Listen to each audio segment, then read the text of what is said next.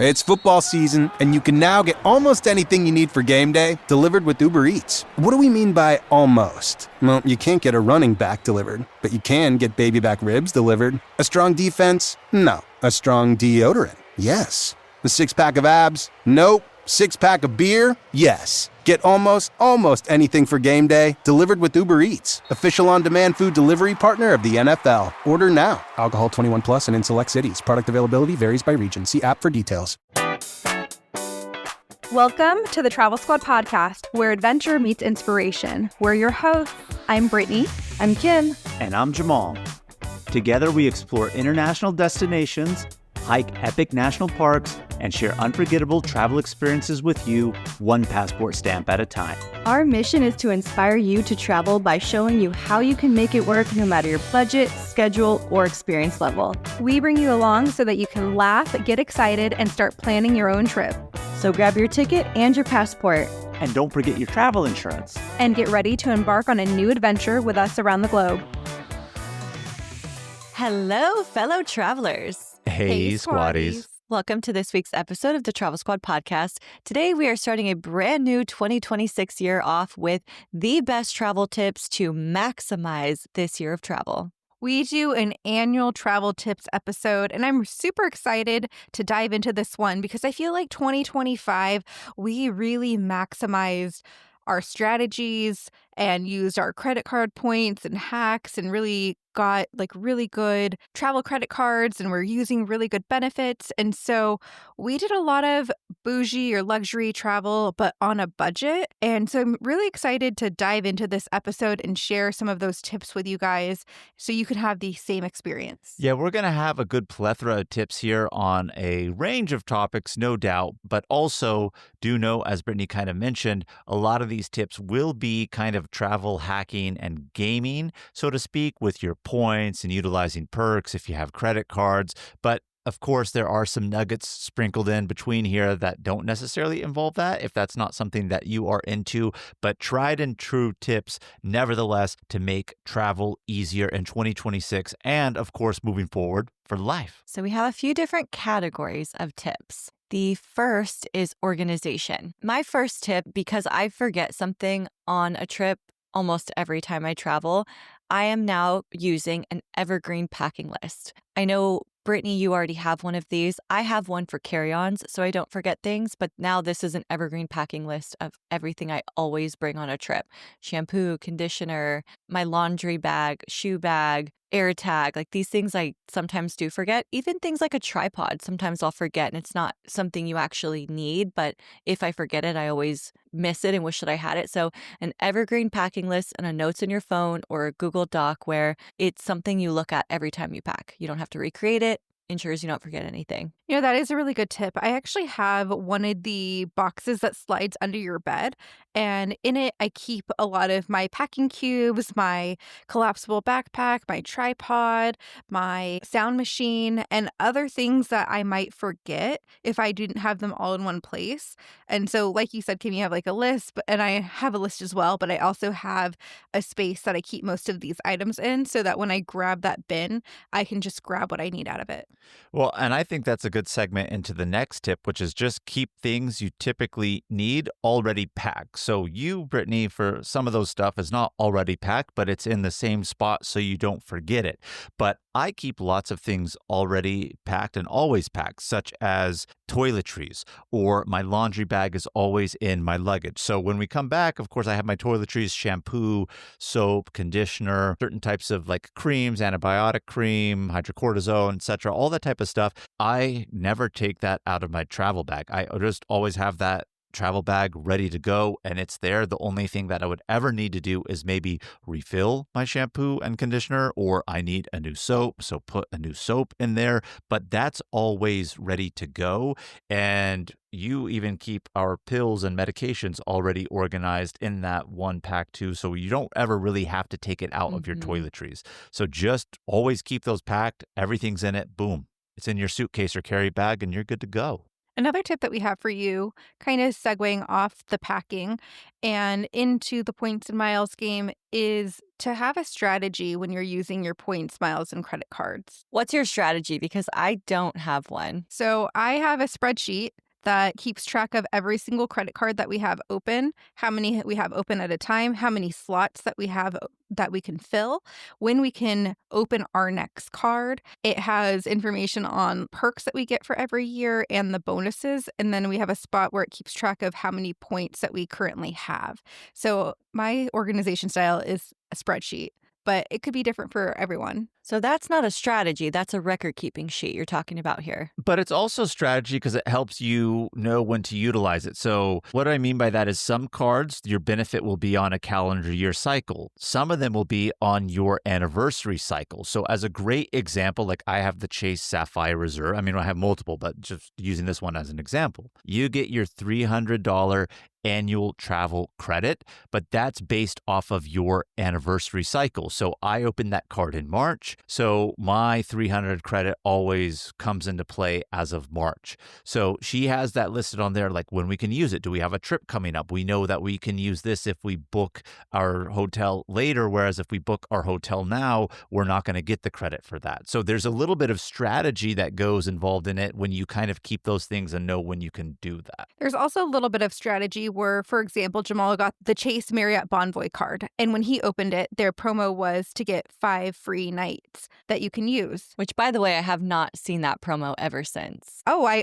actually used it this year. I got that card this year. So then Ooh, okay. Jamal then referred me to the card. He got points for referring me. I opened that card when it had 5 free nights. And now we're going to be using those nights in Turkey and in Anchorage for this upcoming year. So being able to refer each other and get bonus points on top of that, that's a little bit of a strategy. Usually one of us at a time has the Southwest card and we open it when they offer their companion pass, so that we almost always have companion pass for the majority of a year. So we get BOGO flights, in a sense, is another one of our strategies. So, I mean, yes, it is a little bit about the spreadsheet, but me keeping track of it on a spreadsheet helps me plan out how we're going to strategize our points and our credit card for the next year. Speaking of strategy, another thing I would recommend doing before you do any transfer of points. So almost always I try to use points for flights and hotels. So I'll check all my different balances and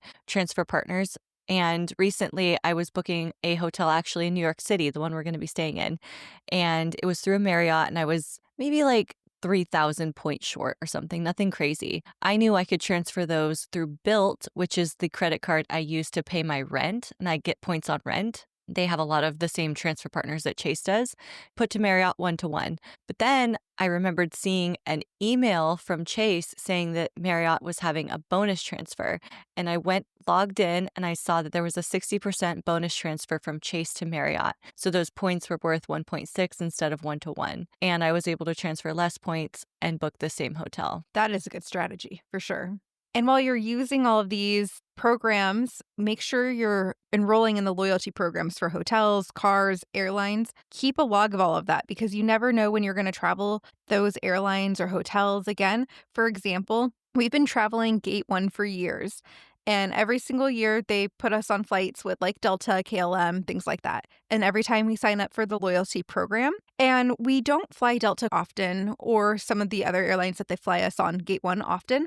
But when we went to Hong Kong, we were able to use all of the points that we had accumulated through our Gate 1 travels to get us from Hong Kong to South Korea for free on points and from Korea to Japan on points. And we didn't pay for any of those. Yeah, so a lot of times when you travel, like again, if it's with an airline that you don't regularly, you could still accumulate those points and eventually use it. Especially lots of airlines now don't have expirations. Some still do, but nevertheless, it's good to do that. And just keeping with the theme of signing up, right? We have a really good friend of ours, Josh.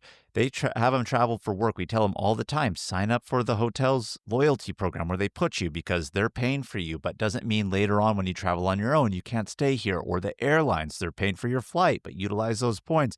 And we tell him all the time, he's just been, with respect to him, lazy about doing it. But we also have another friend, a good friend of yours too, Kim, James. He travels a lot for work. And every time he tells me, oh yeah, like work pays for my flights, they usually fly him Southwest. He has so many points that he uses personally that he's accumulated through work, through the loyalty program. They're paying for it. He's getting those free flights later. You know what else he does that's a pretty genius hack?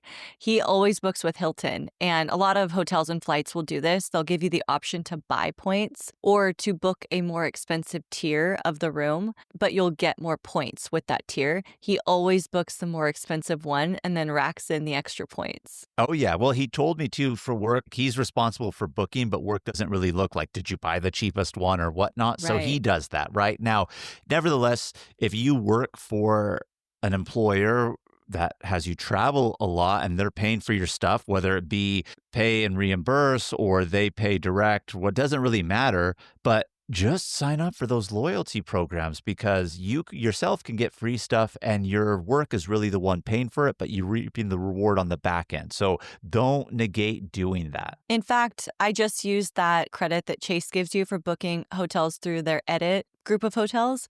And I don't really stay at IHG hotels and I did not have a loyalty membership. So before I booked it, I went really quickly to sign up. It took like 60 seconds to get a loyalty number, plug that in before I actually booked with Chase. And one of Chase's perks is that you get that platinum status, and you can't get platinum status unless you have the loyalty sign up first. Yeah, all of these great tips. On my spreadsheet, I also keep like which category spends the best. So, like for dining, our Amex Gold gets 4 times points on there versus Chase, it's 3 times. So, anytime we dine out, we use our Amex Gold card. But if it's just an everyday purchase, we're going to use our Capital One Venture X because you get 2 times points on everything. So, if it doesn't fall into a specific category, we're going to use that card instead. I also just opened the Amex Platinum card. And so for flights, it gives you 5 times points if you'd book direct with an airline. So that's the best without going through a portal. So I'm going to book with them for direct flights. Another really good tip is to book trips internationally over weekends and holidays.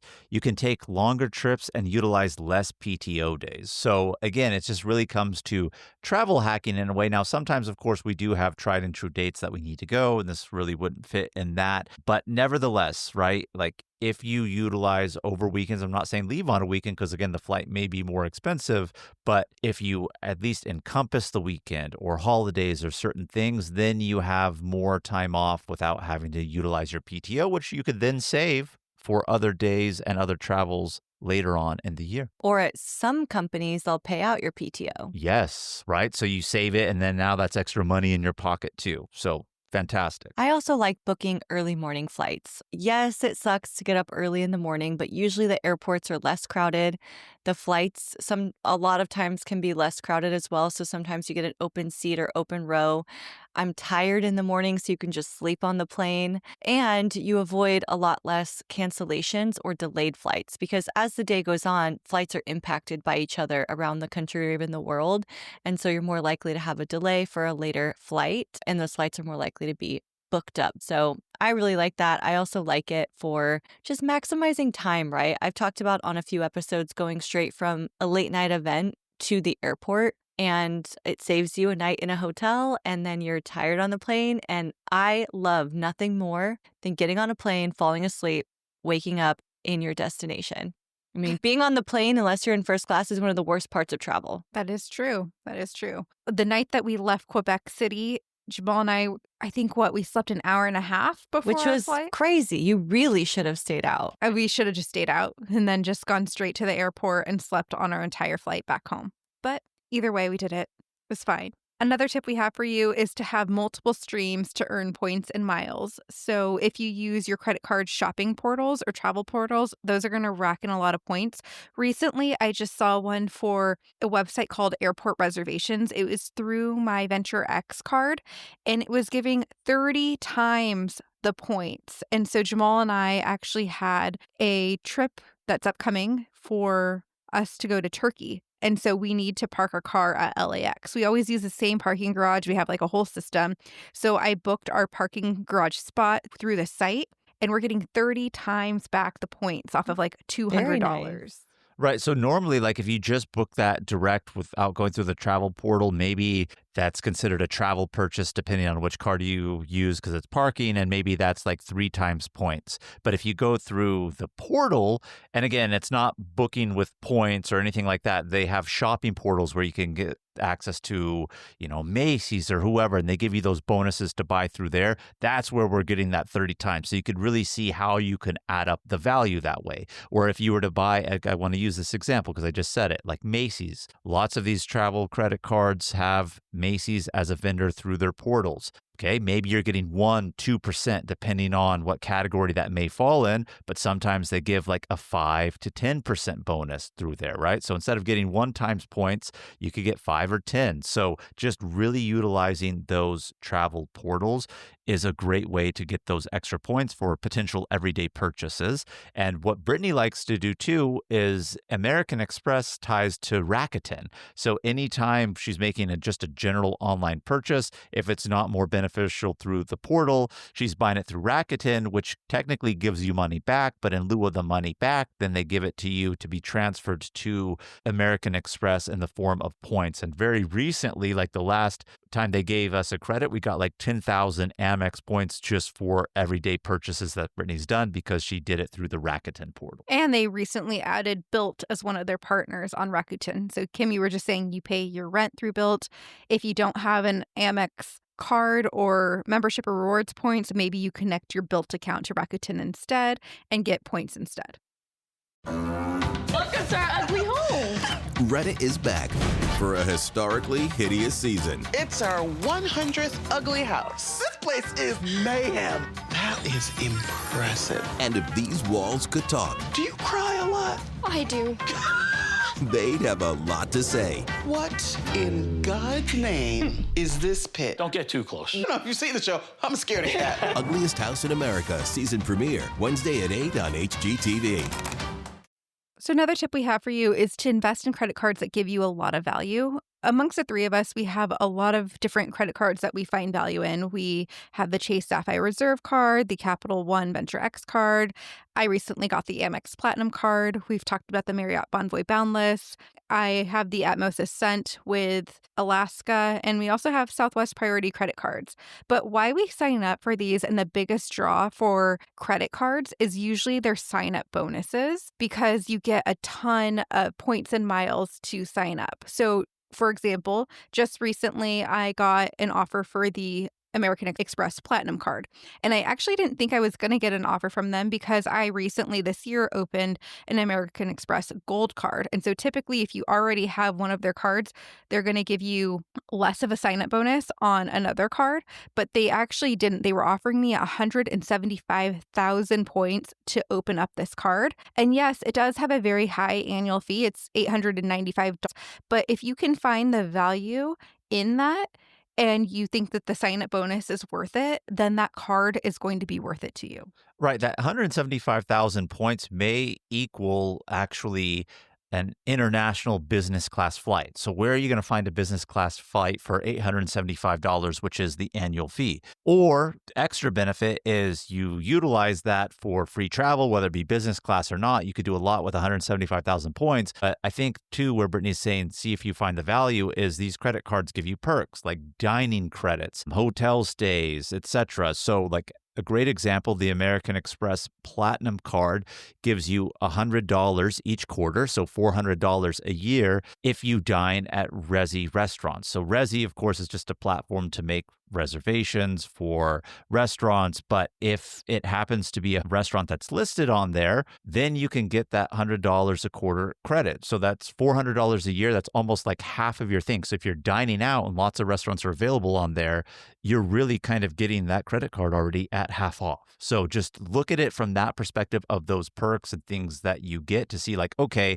does the annual fee get eaten by these things and everyday purchases that I would make anyway? And a lot of times it will be the case. Thrifty Traveler actually has a really great spreadsheet that you can download for free where you click which credit card you have and it automatically populates a new tab on the Google Sheet with all of the perks that are included in that card. And you can tick the boxes as you use them to triple check that you're getting the value and perks of the annual fee. And a lot of these travel credit cards too do have free global entry applications or credits that they'll give you back if you make the purchase for that on your card. So with global entry, you get expedited customs back into the United States and it gives you TSA pre-check. Saves you so much time. Time is money. I know, exactly, right? So even though that's like $125 or whatever they're charging it for it now, that's still $125 you're saving. It gives you all that time and value that you're talking about, Kim, at the airport. You can arrive a little bit later. If you're not checking a bag, go through TSA pre, not have to worry about it.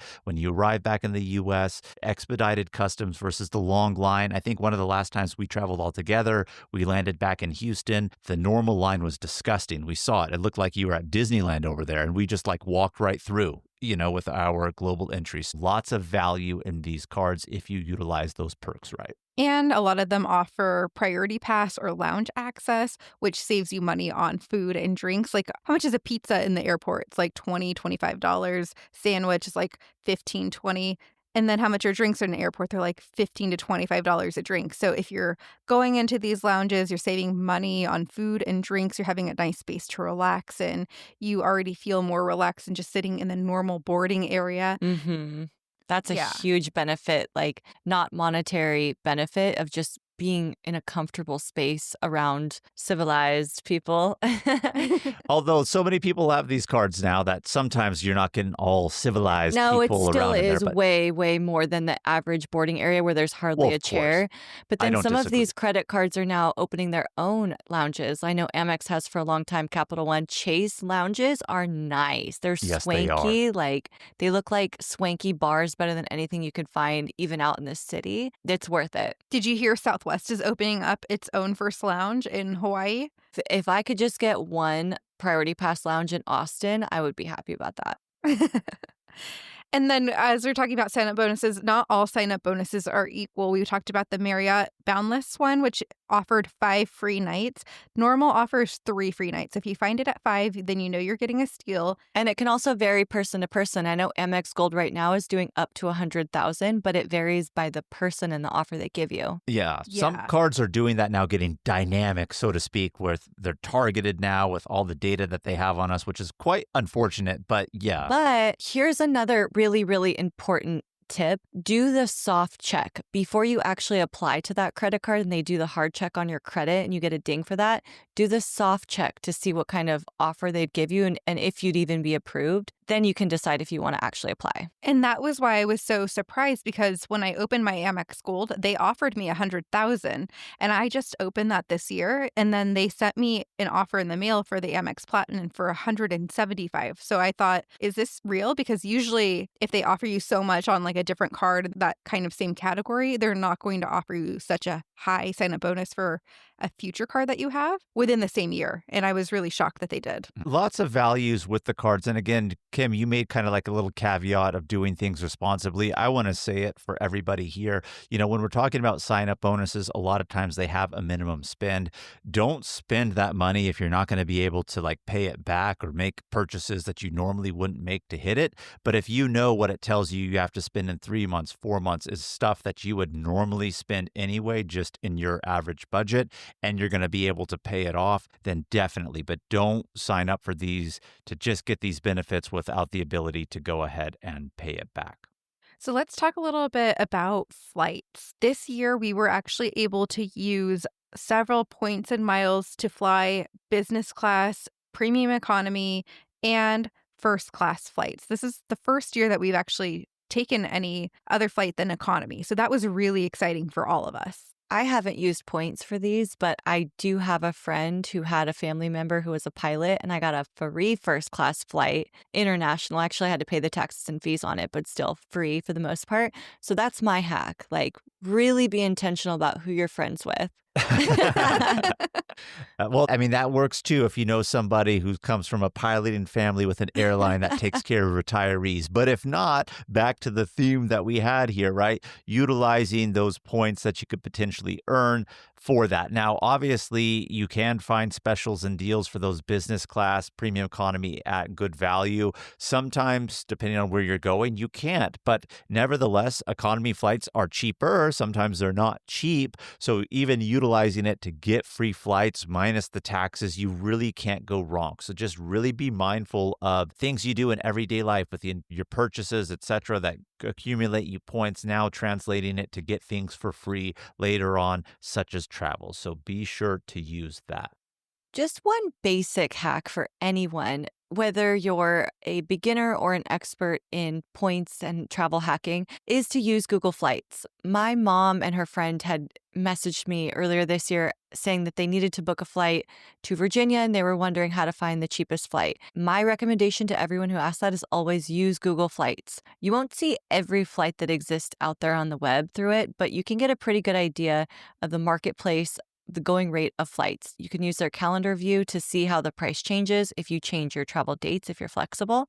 But my favorite feature about it is that once you find a flight, day, time that you like, even if you have it specifically, I want this flight on this day and this time, or you just say any flight these days, when you're on that page, toggle on to track. Then if the flight increases or decreases, you will get an email and it will notify you of it. I have used this so many times to finally pull the trigger on when to book, and it's helped me a ton. It's also helped me see that, hey, prices keep going up and up and up. I think I might want to buy that. It's getting a little close to the date. They also have a feature in there with a graph that shows you historical pricing. So you can see, hey, is the price I'm looking at right now the cheapest it's been in a while? It'll show you it's low, regular, or high for what typically people pay for that flight. So that can just give you the background information you need to make a good decision on when to buy at what price. We talked about transfer bonuses earlier in this episode, and they often have one for airline transfer partners. So if you subscribe to like Thrifty Traveler, or if you look at the Points Guy or NerdWallet, they often have blogs or emails that include where their transfer bonuses are from, how much the transfer bonus is, what the ratio is. So for example, we had gotten an alert for a transfer bonus that was 30% to transfer from Chase to Virgin Atlantic. So we were able to fly round trip to London with 30,000 points a person. So that was such a good steal. And that was because of a transfer bonus that we were able to utilize. Kind of keeping with that theme and just where you can find out that information, unless you're not going to search it yourself, is utilizing a flight subscription service like Thrifty Traveler to have deals sent to you direct to your inbox, whether they be cheap cash deals or points and miles redemptions. So we love Thrifty Traveler Premium. You've heard us talk about it a lot. Brittany just mentioned it. I think that's not even the first time we've already said it in this episode, but those are great tools to have to really maximize the value. And Thrifty Traveler now is also giving deals, discounts that they're seeing, whether it be points or cash for hotels. So now you can really kind of piece everything together. Or if you have those points and time, but don't really know where to go and you see a deal come through, you could even book that spontaneous trip based off of that. But services like this really help the value that you have built up go a long way when they're telling you, hey, what's on sale right now? Because that's truly what that is, what's on sale, so to speak, whether it be cash or points. That's a subscription service. You can get an annual membership to that. Use our code TSP to get a discount on your first year. We've also found this year that some flights that have alliance and code-sharing agreements, so you can find flights, let's say like a Delta flight on KLM, but using less points and miles, and find it essentially for cheaper. So make sure you're looking at different airlines to see if you can find a deal that code share. One of our favorite flight travel hacks that we do is Companion Pass. Now, Southwest has Companion Pass, which basically means like for a year or duration of time, they will allow a person to book the flight and then they can designate a companion and that person flies for free with them minus the taxes. Now, going back to the credit cards, again, you can earn Companion Pass by status that you earn yourself based off of how many flights that you actually take. Or I believe even Southwest has it, like if you spend a certain dollar amount, correct, on their credit cards, you can get Companion Pass. There's also little little promos they'll do. Exactly. But I was going to say, a lot of times they'll have the promo with the credit card sign up that will basically be like your promo is points, but more importantly, the companion pass that comes with it. And I guess that goes to the point of where Brittany was saying, keep track of the credit cards like when you open them, because a lot of times they won't allow you to open and close a card within a designated frequency and still qualify for the points. So that also goes back into keeping track. But I can't tell you how much money Brittany and I have saved when we alternate years of who has companion pass, and every time we fly Southwest, which is quite often, we're only paying the $11 and whatever cents and change for taxes for like one person. You guys have talked about this a million times, and as a couple, it makes sense. I think people who are not couples who are listening at home might not see this perk as super valuable, but I want to share an experience of how it could be. Even if you are single, you don't have a companion, you're like, why would I need a companion pass, right? I've had Southwest credit card for years. I think I'm going to cancel this one soon so that I could build up time to restart it, get a new sign-on bonus. But I earned companion pass this year by one of those random promos they do. It's like book 2 flights in this random 2-week period and you get companion pass in a 2-month period ahead of time. It's like really weird the terms they put together for these things, but if you're paying attention, you can catch one. I happened to catch one and I had it for 3 months and I said, I don't even really have a companion. I'm not really going anywhere, so I don't know if I'll use this. But for my Miami girls trip, we just so happened to want to fly Southwest. And I told my friend, hey, I can make you my companion and then we can split the cost of whatever my single flight is and I'll just add you on and we'll do it that way. So you can use it for friends and you can change your companions too. So even if you're not a couple, you can still get some benefit out of it or split costs with a friend. Yeah, you could do it with a friend, you could do it with family. It doesn't have to be a couple. And we do talk about the Southwest Companion Pass a lot, but recently, last year, I opened a Atmos or Alaska credit card, which was offering some sort of companion pass, and we actually redeemed it. And I could book any flight, and to add on my companion for round trip, they just pay $122. So we bought our flights to Alaska, and Jamal's portion was just $122 round trip. Another tip that we want to give you guys regarding flights, and we had a mini episode about this, talking about utilizing it, is airline stopover programs. So lots of airlines, especially if they have a major hub, let's just say Emirates in the UAE and Dubai, or TAP utilizing Lisbon as the stopover because their flights run through there as their hub. A lot of these airlines will allow you the opportunity to then have stays discounted for a certain duration of time in those cities before your next flight moving on somewhere else. So that is a very good tool to utilize, and of course making the max out of your trip by being able to stay and stop without having to pay extra fares to take those later flights to get where you are originally going or returning to, because they allow you to use it on the going leg or the coming back leg. So stopover programs are great to look into, and some of these airlines too will give you then discounts or even free stays for a certain amount of nights at hotels or food credits or things of that nature. So lots of value to be found in stopover. Even if you aren't using an official stopover program, you can book a flight with a long layover in a destination. If you're using Google Flights, they'll show you in order of duration these flights. And sometimes there's some that say it's like a 15-hour international flight. There's some options in there that are like 35 hours. And you first think, why would I book that flight? Sometimes they can cost a lot less. And if you drop the carrot down so you can expand and see where that layover is, sometimes they're in cool destinations and you can spend 8 hours or 12 hours in a different destination. It's already built into your flight, and that's the cheaper option anyway. Another little money-saving hack is to really get specific about countries. So if you're using, say, Expedia.com, but you're booking a UK hotel, you can change that to Expedia.uk, book in that UK British currency. You can even try changing your VPN to a destination in the UK, for example. And you should, in a lot of cases, see a variation in the rates. Just make sure if you do book that you're using a credit card with no foreign transaction fee. But when you really compare and actually spend the time and do the research, you can save a lot of money with that. Yeah, I'm in the midst right now of trying to buy tickets to Mexico City for the World Cup. I was looking, because I have a VPN just normally me like when I go to Aeromexico, it brings me up the American site, right? And then it will bring up US dollars prices. It will give you the option even on the US site to convert it to pesos. So if you pay in pesos, it gave me a little bit better of a rate because that's their main currency and they probably have to convert it from dollars, etc. But it wasn't necessarily a lot, but it gave me the option. And of course, maybe you wouldn't get the savings if you don't have a card that gives you no foreign transaction fees. But if you do, why would you not do that by just doing that quick little toggle? But more importantly, to the point of what you said on the VPN, Kim, is I switched my VPN to Mexico, and then it already has it defaulted to me in Mexican pesos, and I'm searching as if I'm in Mexico. And I was telling Brittany the flights, and in the couple days that I've been looking, I've seen it go from like $750 down to $614 by booking it through the VPN and in pesos. So you can get value that way by utilizing these little tricks. For hotels, a lot of the recommendations we have for maximizing points and loyalty programs are the same as flights. Make sure that you're signed up for all of them.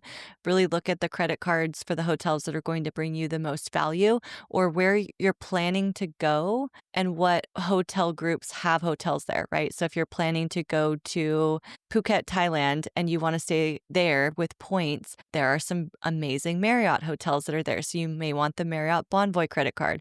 Or when I went to the south of France, there was a Hilton hotel, but there wasn't a Marriott hotel. So you can kind of pre-plan ahead for what programs you want to be a part of. And a lot of the time, the point redemptions out of country are going to be much better than in country. So, for example, we were able to book 3 nights at a beachfront private beach hotel in Thailand and Phuket.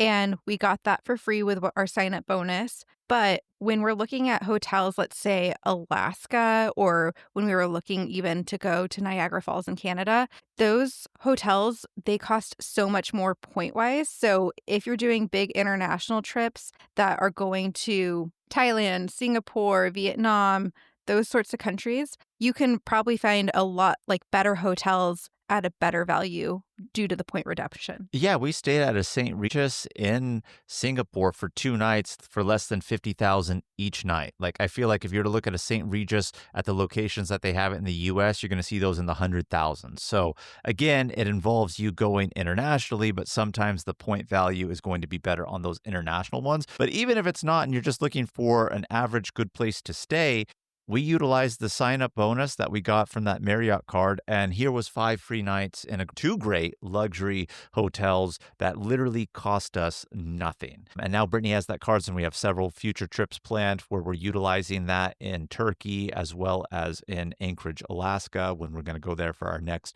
national park trip. So just do that. And of course, sign up for loyalty programs, because if you stay at a place enough times, or if it's the only chain that you stay at, you could get status, those room upgrades, early check-in, late checkout, sometimes free breakfast, welcome gifts, etc. And again, going back to the credit cards, lots of these credit cards already give you an elevated tier status with these places, so you don't even have to earn them by stays. You could already be defaulted into a higher status, and then the actual stays that you have count on top of that to get you to the next level. So really good value in utilizing status with hotels. And be mindful when picking hotels. Pick hotels with amenities you use, like free breakfast, or hotels that offer guest spa access or pools or lounges. Like I know when you went to Switzerland, Kim, you booked a room that also gave you access into like the sauna or the spa, which you wanted to get value out of, and you did. And to book that separately could cost,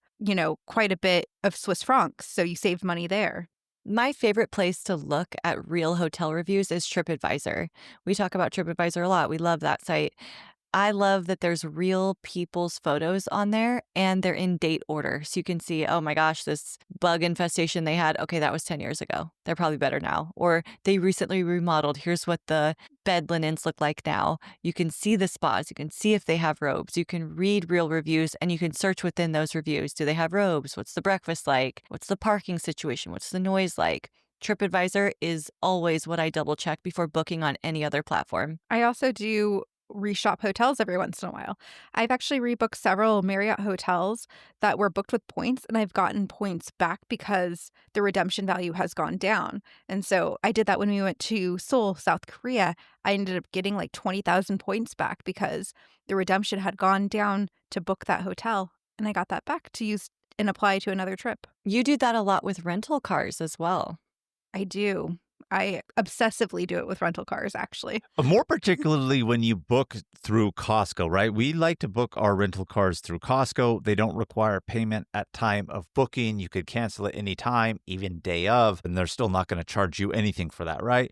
So we like it for that feature, but also going through Costco, since they don't charge you up ahead, they don't have cancellation fees. If it happens to go lower, then that's when we'll rebook it and save money just even before we paid it, right? As it's gotten lower. So we're not getting reimbursed anything. We're just saving that expense. But doing that means a couple things. One, you have to be a Costco member. So if you're not, that does you no good. But then also, too, sometimes that doesn't give you perks that you would get with rental cars when you book with them direct, but a lot of times those require, upfront payment, cancellation fees, etc. But sometimes booking direct with rental cars versus through a third party give you extra points and perks. So it's a pro and con with that. Yeah, actually, for our Louisville trip that Kim and I went on, I originally booked the rental car under my name, and Kim actually ended up getting in earlier than me. And when we knew that she booked her flight and it was going to be that she was going to get in earlier, I ended up rebooking the same day that we flew out. And we got back quite a bit of money for that last minute booking. I do reshop and rebook often. And a few squatties actually have reached out to us this year saying that they've used this trick and that they've saved money. So I'm glad that people are putting it into use. When I'm planning out travel, I have a Google Sheet. One of the tabs is all the trips that I have coming up and the hotel, the flights. Like I have a record of what I paid and I've started noting down cancellation dates. Do you keep a spreadsheet like that? I don't know. Really? So you just have in your head the amount that you have spent on that car rental? Yeah. Okay. You need a spreadsheet. Yeah, well, she has in her head, but if you go to Costco, right, you can see existing reservations and it will show you the date and the price. So if she wants to just recheck it, she can shop it through there and see if it's different. And hotels too. That's a lot to keep track of without a spreadsheet. Well, if you go into, let's say, the Marriott portal, if you go to view and modify, it'll tell you right there what you paid point wise. And then if you hit the view and modify button to continue, it'll show you what the current rate is. And then you can see if there's a difference. So you don't really need a spreadsheet for that. And you just click the button and it gives you the difference? Mm-hmm. Oh, so you don't actually have to completely rebook. No, you just do the modify. Kind of like you used to do it in Southwest before they got cheap and just, be able to get the credit before they're playing all these games. So yeah, Marriott's still doing a good job. For activities, we always talk about free walking tours. There's one in almost every city. And if you're going to an international destination specifically, free walking tours are fantastic to do on one of your first days in town to get a lay of the land. Yeah, and if you're not able to do a free walking tour or that's not really your thing, look for discounted activities on Groupon or Viator. Groupon obviously is usually where you'll get it discounted, on Viator not, but nevertheless, these are still two great resources where you can find activities and things to do. A lot of times you will have, of course, a guide, and depending on what you're doing, transportation will be included. So you don't necessarily need to rent a car or do anything. And again, these tours, depending on what they are specifically you're doing, sometimes can also give you a good lay of the land. I think one time too, like the first time we went to London, Brittany, we booked a hop on, hop off. I think remembering back how far it was through Groupon, so I was at a discounted rate, and then we just got a lay of the land. It included a day trip to Stonehenge, transportation included, really good value, so you could find lots of activities and sometimes even discounted through those sites. And even Get Your Guide. I want to throw out Get Your Guide because we've used them too and really like them a lot. And if you're traveling to a major city in the U.S., look into CityPass. It's a company that provides an easy way to visit multiple attractions in a big city at a significant savings. We're actually using this in New York City, and it includes things like Top of the Rock, Empire State Building, a City Line cruise, the Natural History Museum, the ferry access to the Statue of Liberty, and Ellis Island. So you can pick what ones you want, but it gives you access to a ton of these things at a savings rate. So if you're going to a major U.S. city for the first time, this could be of good value to you. We always like happy hours too. Happy hours tend to have better prices. And if there's a fine dining restaurant that you really like, we know dinners are on the higher end. If they do serve lunch, the lunch menus usually are similar, less people. You still get the vibe, you still get the experience, and you can save a little bit of money. You can also find experience passes or last minute discounts on sites. So if you do wait till the last minute, then you might be able to find some savings. I wouldn't recommend this if you're like really hard and really want to do this, but it could be a good way to get a last minute savings if you wait. And our last tips here, closing out the episode just of travel hacking, money saving tips, is really when you travel during the time of year. So booking in shoulder season oftentimes leads to great savings, whether it be in accommodations, flights, etc. But also at the same time, it could mean if it's shoulder season or if you go into a place that's season permitting, maybe places close down in fall, so you go in fall, certain businesses and activities you want to do are already closed then. So pros and cons with it, but depending on what you want to do and where you're going, you can get a lot of value and money savings based off of when you go. And book early. Often prices, especially for hotels, rise the closer you get to the date. I remember when we were planning our trip for Banff and Jasper, I looked really early and reserved hotels very far in advance. And when Kim started to look closer to, they had almost doubled in price. And things get booked up. That was my case with Switzerland too. There just wasn't even that many options left to pick from. If it's a great destination, you're going to end up paying more for a accommodation of less quality. And I'm sure there are a million other great travel tips out there. That's why we keep doing these episodes on an annual basis. But Squatties, you probably know a ton of great travel tips and hacks yourself. So if there's anything that you have that you're just tried and true on, that you use it all the time, why don't you go ahead and DM it to us on Instagram at Travel Squad Podcast. We'll feature it. We'll repost it on our stories so that other people can learn from it too. But for now, thank you so much for tuning into this week's episode. Keep the adventures going with us on social at Travel Squad Podcast, and send us in your questions of the week. If you found the information in this episode to be useful, or if you thought we were just plain funny, please be sure to share it with a friend that would enjoy it too. Please subscribe, rate and review our podcast, and tune in every Travel Tuesday and Fridays for new episodes. And Squatty, sign up for our newsletter to stay up to date on everything happening with the podcast, hear about the latest tips, advice, and amazing adventures we have in store for you. Bye, Squatties. Bye, Squatties.